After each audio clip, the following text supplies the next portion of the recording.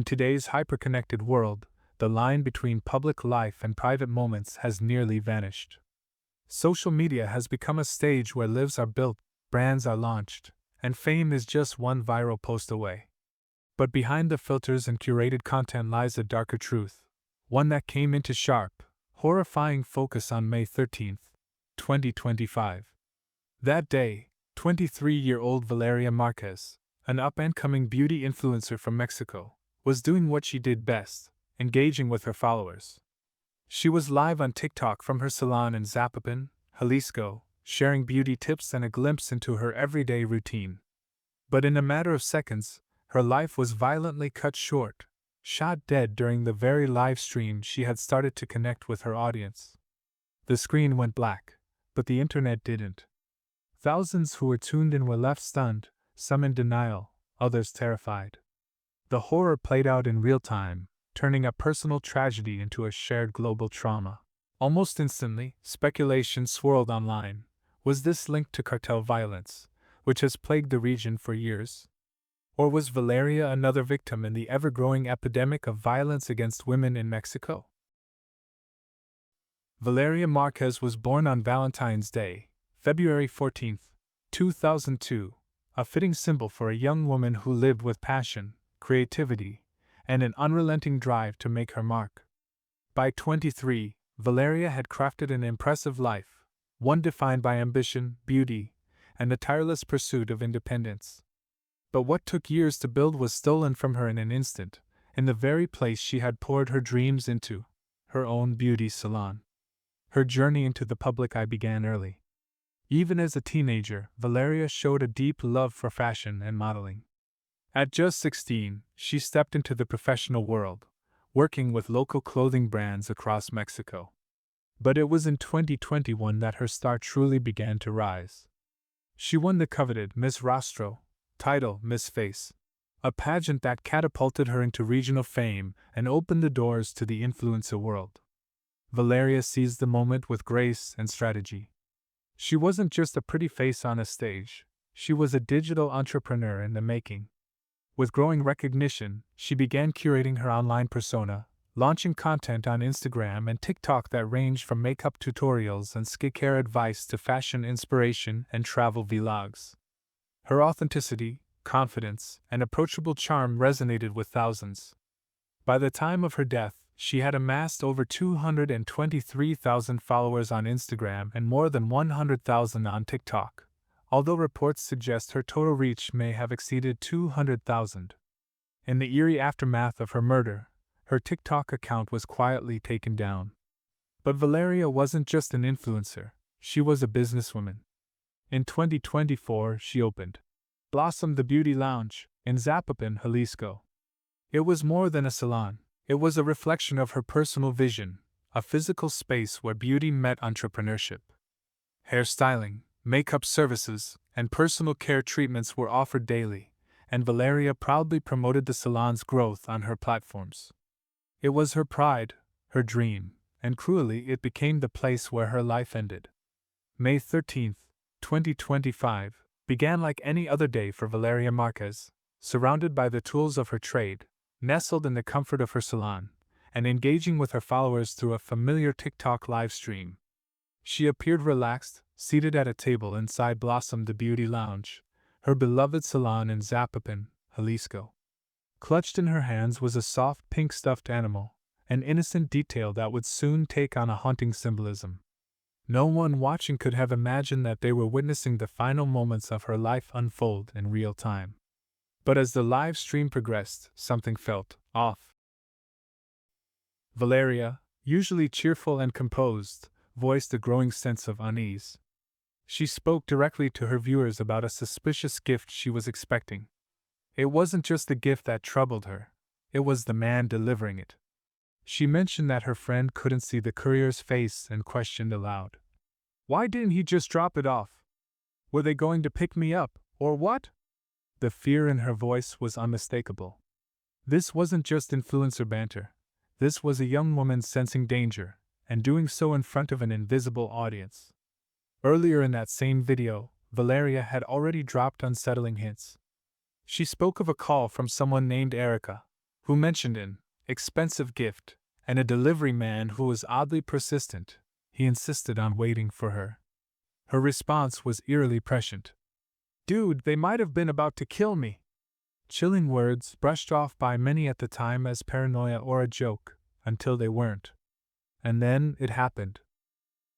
Seconds before the violence erupted, Valeria looked off screen and muttered, "They're coming." A man's voice called out, "Hey, Vale?" To which she replied simply, "Yes." Then, with a move that was both subtle and heartbreaking, she muted the live stream's audio, as if to shield her followers from what she sensed was about to come next.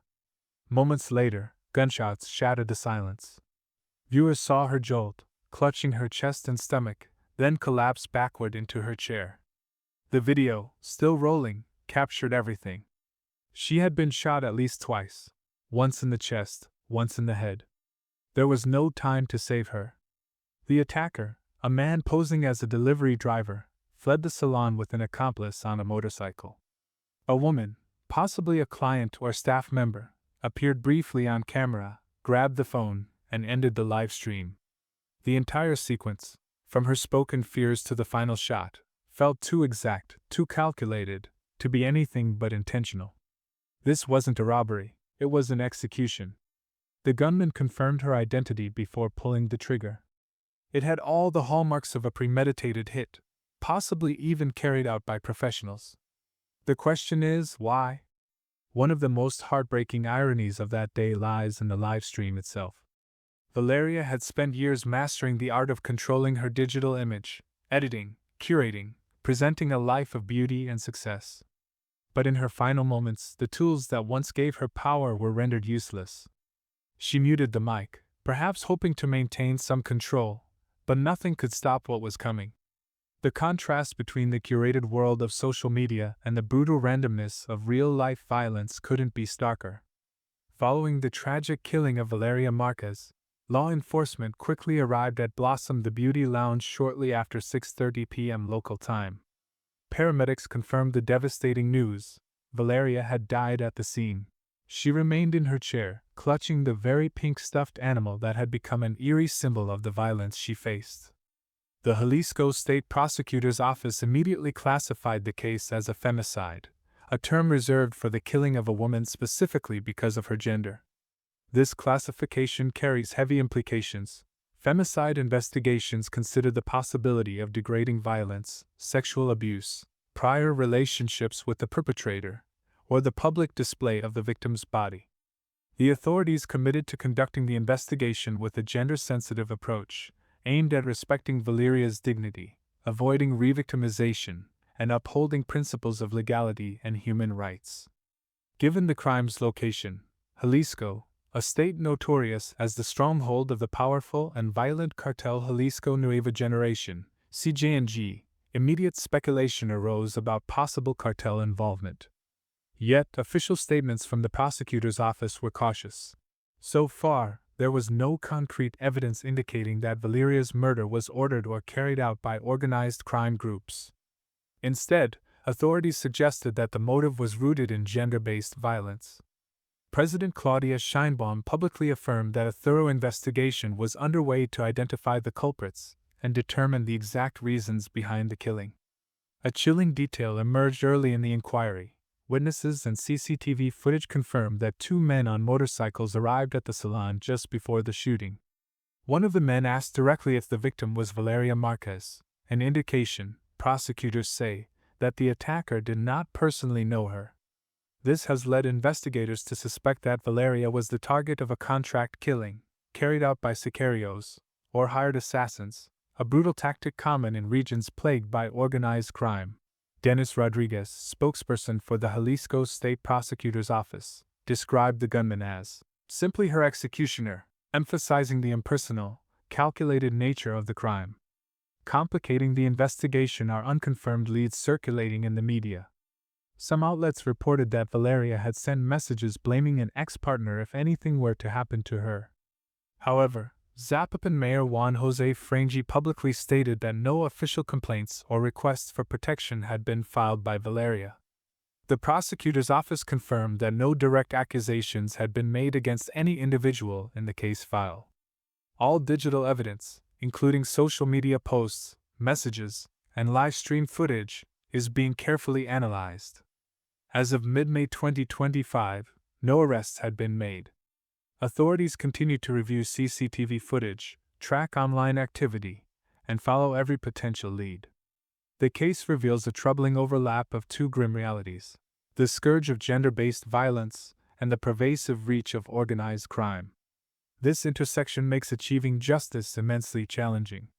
Valeria's own final live stream and social media posts, her fears about the suspicious, her vague warnings implicating an ex-partner, highlight the modern difficulty for law enforcement in distinguishing genuine threats from public speculation or personal anxieties, especially when the victim is a public figure with a large online following. The absence of official reports of threats raises questions. Did Valeria not perceive the danger as immediate? Did she choose not to report? Or was she caught off guard by a sudden, ruthless attack? This tragedy unfolds against the grim backdrop of Jalisco, where, according to reports, up to 90% of crimes go uninvestigated or unreported. The state's attorney's office has faced accusations of links to cartel groups, deepening the sense of impunity. Valeria Marquez's case, though high-profile and live-streamed to thousands, remains unsolved. The delay in arrests and the involvement of national authorities expose systemic problems far beyond this one case. The entrenched culture of violence, corruption, and silence that obstruct justice and perpetuate suffering. Valeria Marquez's death, as shocking and heartbreaking as it was, did not occur in a vacuum. It was not just the tragic end of one woman's story. It was part of a much larger, harrowing pattern. Across Latin America, the crisis of femicide has become an unbearable reality for thousands of families, communities, and women who live each day with the threat of violence simply because of their gender. In Mexico alone, the numbers are staggering. In 2023, 852 women were murdered in cases officially classified as femicide. The state of Jalisco, where Valeria lived and died, investigated more than 1,000 cases of femicide between 2018 and 2023. And from 2001 to 2024, over 50,000 women in Mexico were killed. But perhaps even more disturbing than the raw numbers is what follows. Or rather, what doesn't. Less than 5% of these cases ever result in convictions. The crisis is not limited to Mexico. Colombia, too, is reeling. In 2024, 886 women were murdered in femicides, and a jaw-dropping 73% of femicide cases between 2021 and 2023 remain unsolved. These aren't just statistics. They're silent indictments of systems that failed to protect, failed to punish, and ultimately failed to change.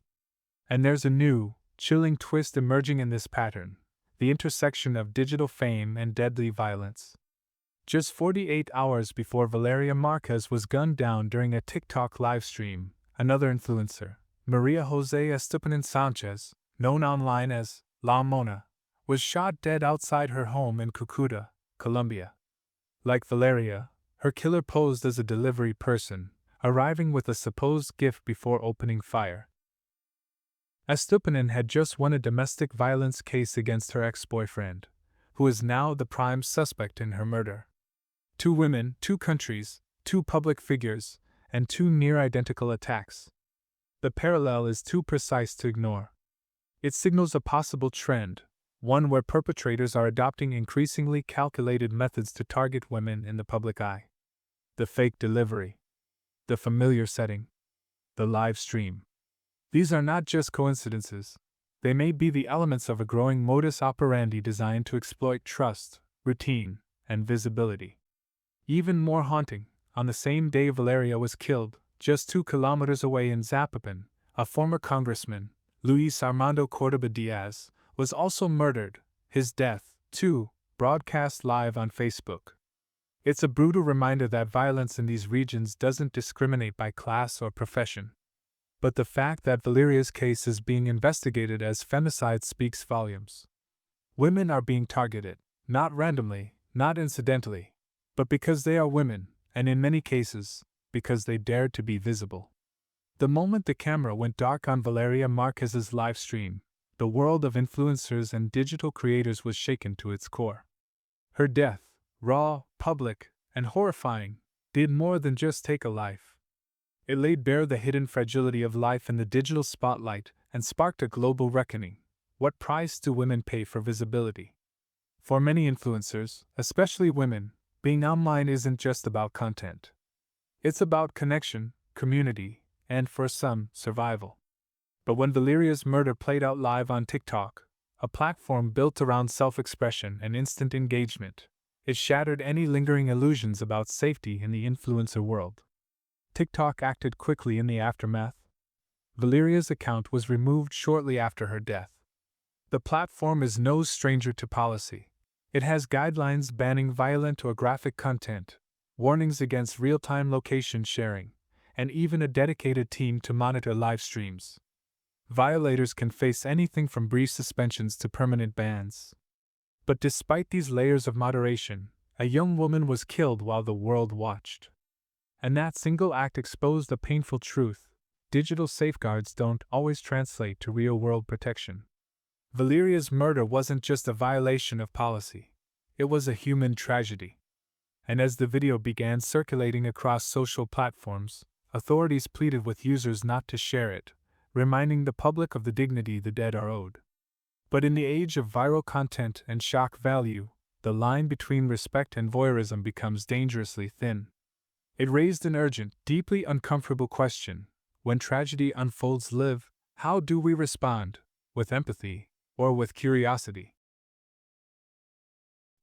The murder of Valeria Marquez did more than stun her followers. It left a trail of haunting questions that remain unanswered. How could a young woman, full of ambition and life, be gunned down while live streaming from the very salon she built with her own hands? Who sent the killer, and why? Investigators classified the case as femicide, yet the truth remains elusive. No arrests. No clear suspects. Just a fog of competing theories. Was it a cartel hit? A gender-motivated attack? Or something more intimate? Perhaps the violent shadow of a former relationship? One chilling clue continues to echo. The gunman paused before firing, asking if she was Valeria. That small detail, so deliberate, so detached, points to something far more orchestrated. A hired killer, perhaps. A name on a list. But Valeria Marquez was not just a name. She was 23 years old. She had dreams of expanding her business, of going back to school to become a dentist. She spoke about wanting to get married. She wanted a future. And now she has become a symbol.